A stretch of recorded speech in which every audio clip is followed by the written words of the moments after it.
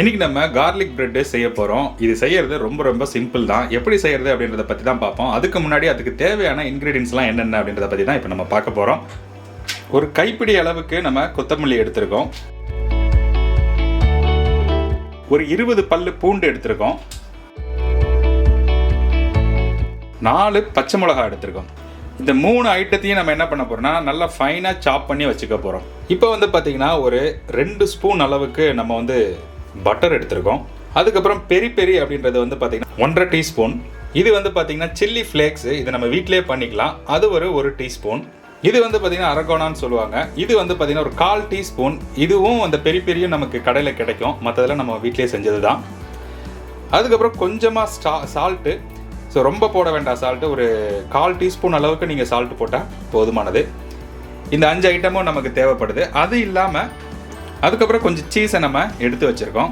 So இந்த மொத்த ஐட்டமும் வந்து பார்த்திங்கன்னா இப்போ சொல்லியிருக்கிற இந்த இன்க்ரீடியன்ஸ் எல்லாமே வந்து பார்த்திங்கன்னா 12 ப்ரெட்டுக்கு, அதாவது வந்து பார்த்திங்கன்னா 6 செட்டுக்கு வந்து நம்ம இந்த ஐட்டம்ஸ்லாம் எடுத்திருக்கோம். ஸோ டோட்டலாக இப்போ வந்து இது எப்படி செய்கிறது அப்படின்றத இப்போ நம்ம பார்க்கலாம்.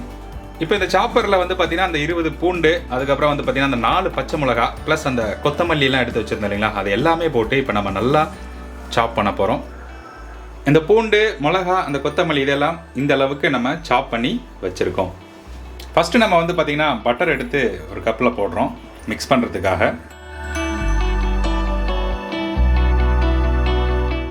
ரெண்டாவது நல்லா அந்த சாப் பண்ண அந்த கண்டென்ட்டை எடுத்து நம்ம அதுக்குள்ளே மிக்ஸ் பண்ண போகிறோம்.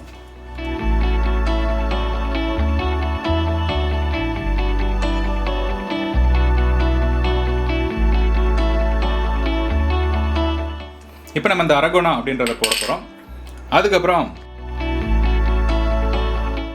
சில்லி ஃப்ளேக்ஸ், பெரி சால்ட்.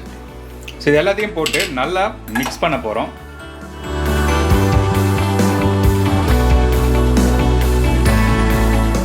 நம்ம நல்லா அந்த இதை மிக்ஸ் பண்ணி வச்சுருக்கிற அந்த கண்டென்ட் எல்லாம் எடுத்து அப்படியே நம்ம ப்ரெட்டில் எடுத்து அப்படியே தடவ வேண்டியதுதான் இந்த மாதிரி.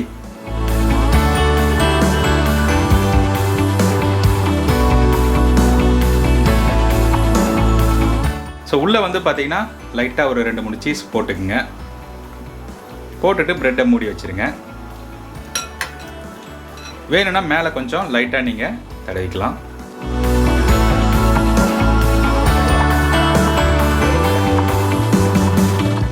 ஸோ அதுக்கு மேலே லைட்டாக நீங்கள் பெரி இருந்துச்சுன்னா அதை லைட்டாக நீங்கள் தூவிக்கலாம். அவ்வளோதான். இப்போ தோசைக்கல்லில் வந்து பார்த்திங்கன்னா நம்ம லைட்டாக பட்டர் போட போகிறோம். போட்டு லைட்டாக ஆயிலியாக இருக்கிறதுக்காக பட்டரை நம்ம போட்டிருக்கோம். இப்போ நம்ம ரெடி பண்ணி வச்சுருக்கிற அந்த ப்ரெட் எடுத்து அப்படியே மேலே வைக்க வேண்டியது தான். லோ ஃப்ளேமில் வச்சுக்கோங்க. அப்போ தான் வந்து பார்த்திங்கன்னா அடி பிடிக்காது, கரிஞ்சு போகாது.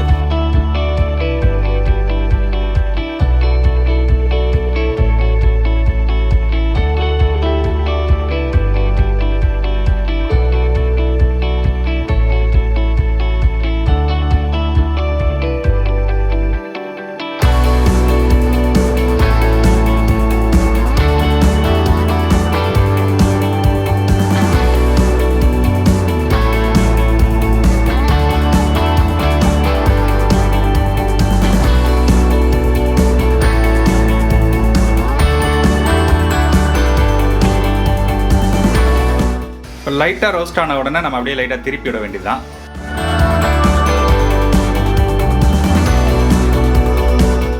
நீங்களும் திருப்பி போட்டுக்குங்க.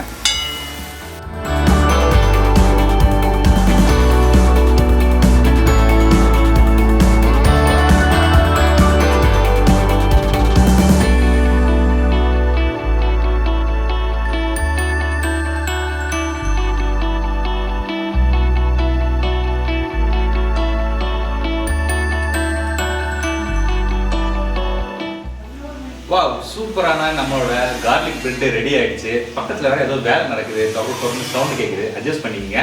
ஸோ சாப்பிட்டு பார்த்து சொல்கிறேன் எப்படி இருக்குது அப்படின்றத. நம்ம கூட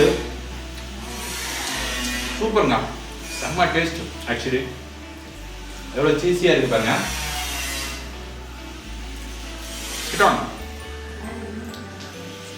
நான் ஷோ பண்ணுறேன். நல்ல சீஸியான ஒரு பிரெட்டு.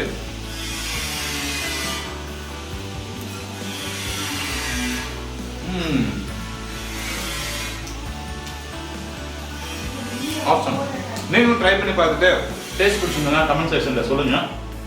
இதே மாதிரி ஒரு சூப்பர் ரெசிபியோட அடுத்த வீடியோவில் சந்திப்போம். அதுவரை உங்களிடமிருந்து விடைபெறுவது உங்கள் Vijayan and ME testing. Thank you. நல்லா இருக்கா விஜி?